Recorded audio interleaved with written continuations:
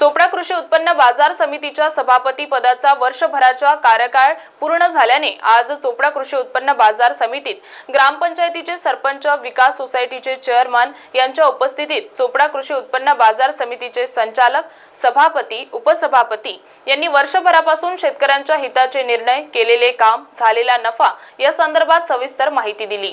यात सभापती नरेंद्र पाटील यांनी सांगितले की मला मिळालेल्या सभापती पदाचा संपूर्ण कार्यकाळ शेतकरी हितासाठीच काम केले असल्याचे सांगितले।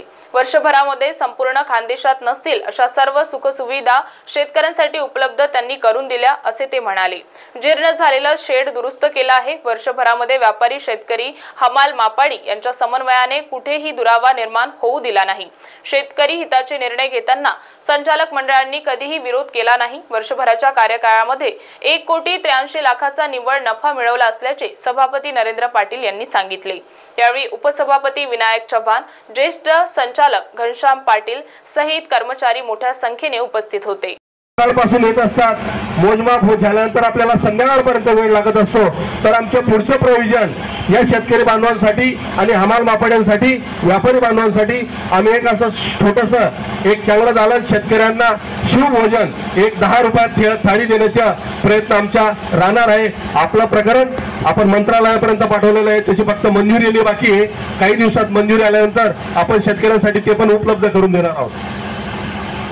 तसेच मुख्य मार्केट यार्डात गुरांसाठी पत्री शेड, गुरांसाठी पाण्याची व्यवस्था, एक स्पेशल ट्यूबवेल आपण गुरांच्या एक महाराष्ट्रात खानदेशात आपला नवलौकिक असा गुरांचा बाजार होता आणि ती बाजाराची दयनीय अवस्था झालेली होती। आपण ती बाजार समितीत सगळं आमच्या संचालक मंडळाने लक्ष देऊन आपण बाजार समितीत गुरांचा बाजार पूर्ववत करण्याचा प्रयत्न केला।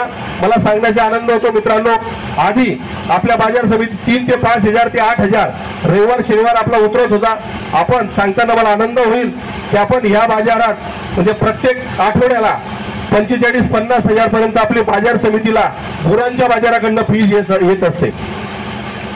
तसेच प्रस्तावित कामे मुख्य मार्केट यार्डात 1156 शॉपिंग कॉम्प्लेक्स टप्पा नंबर 2 मोकळ्या जागेत गोडाऊन करण्यात येणार आहेत।